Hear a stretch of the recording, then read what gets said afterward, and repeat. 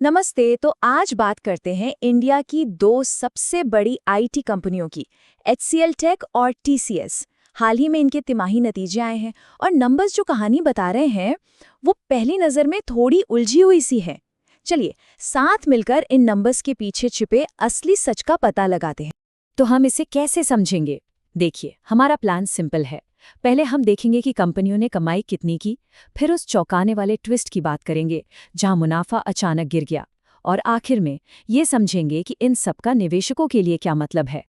अब देखिए, HCL take और टाटा कंसल्टेंसी सर्विसेज यानी टीसीएस, ये कोई छोटे मोटे नाम नहीं है। ये इंडियन आईटी सेक्टर के वो पिलर्स हैं जिनके नतीजों पर पूरे बाजार की नज़र होती है। इनसे पता चलता है कि इंडस्ट्री किस दिशा में जा रही है, और इस बार भी उम्मीदें काफ़ी थीं। तो चलिए शुरू करते हैं। सबसे पहले बात करते हैं रेवेन्यू की, यानी कंपनी की टोटल कमाई की। और यहाँ पर पहली नज़र में तो सब कुछ बहुत ही शानदार लग रहा है। ऐसा लगता है कि दोनों कंपनियों के लिए ये तिमाही ज़बरदस्त रही है। तो ये नंबर्स देखिए, ये खुद ही पूरी कहानी बता रहे हैं। एचसीएल की कमाई 30,000 करोड़ से बढ़कर 34,000 करोड़ से भी ज्यादा हो गई, और टीसीएस भी 65,000 करोड़ से बढ़कर 68,000 करोड़ के पार पहुंच गई। मतलब दोनों ने ही बाजार के अनुमानों को आराम से पीछे छोड़ दिया। और ये चार्ट तो देखिए, क्या कमाल का विजुअल देता है। एचसीएल टेक ने साल दर साल 14% की जबरदस्त ग्रोथ दिखाई है, वहीं टीसीएस ने भी 4.5% की सॉलिड ग्रोथ की है। तो सब कुछ अच्छा लग रहा है ना? तो अब तक की कहानी तो बिल्कुल सीधी है। डिमांड अच्छी है, कमाई बढ़ रही है और बाजार भी खुश है। लेकिन जैसा मैंने शुरू में कहा था, ये तो सिर्फ आधी कहानी है। और यहीं से कहानी में आता है असली ट्विस्ट। एक तरफ तो कमाई आसमान छू रही थी, लेकिन दूसरी तरफ कंपनियों का नेट प्रॉफिट, मतलब सारे खर्चे निकालने के बाद जो पैसा बचता है, वो अचानक से गिर गया। सवाल तो यही है कि अगर कमाई बढ़ी तो फिर मुनाफा नीचे कैसे चला गया? ये एक पहेली है जिसे हमें सुलझाना है, और इसका जवाब कंपनियों की अपनी ही रिपोर्ट में छिपा है। जरा इन आंकड़ों पर नजर डालिए। एचसीएल का प्रॉफिट पिछले साल के 4,594 करोड़ से घटकर 4,082 करोड़ रह गया, मतलब सीधी सीधी 12.5% की गिरावट। और टीसीएस का हाल भी कुछ ऐसा ही था, उनका प्रॉफिट भी 11% गिर गया।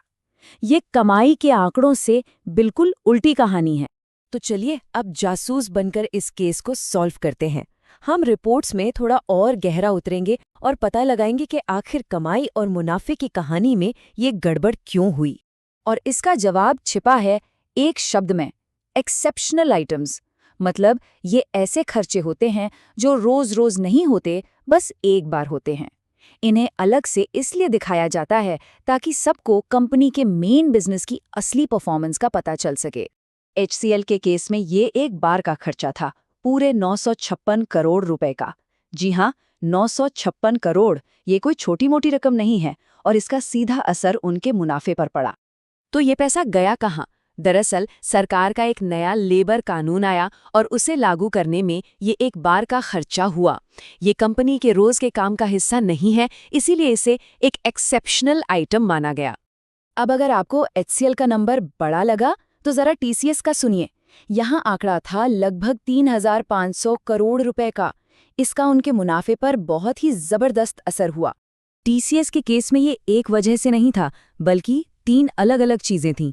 कुछ पैसा कंपनी के रीस्ट्रक्चरिंग में लगा, एक बड़ा हिस्सा किसी कानूनी वजह से गया, और कुछ पैसा लीगल केस के लिए अलग रखना पड़ा।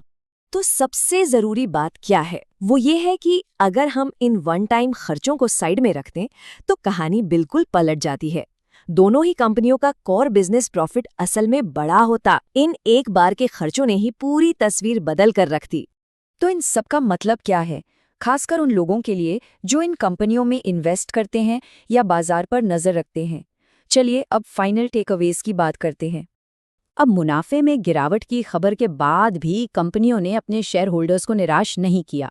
एचसीएल ने हर शेयर पर 12 रुपए का डिविडेंड दिया, और टीसीएस ने तो एक बड़ा सरप्राइज दिया।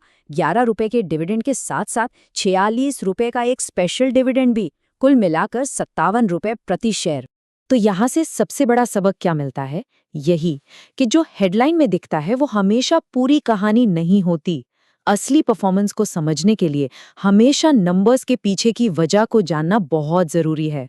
तो याद रखने वाली बात यह है कि किसी कंपनी की हेल्थ को सिर्फ एक नंबर से नहीं आंक सकते।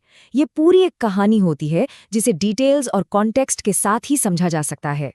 और आखिर में मैं एक सवाल छोड़ जाता हूँ। इन एक बार के खर्चों को अगर हम भूल जाएं, तो कौन सी कंपनी आपको भविष्य के लिए ज्यादा मजबूत नजर आती है? इस पर सोचिएगा जरूर। और अगर आपको ये पूरा एनालिसिस पसंद आया, तो इसे लाइक करना मत भूलिएगा। मिलते हैं अगली बार।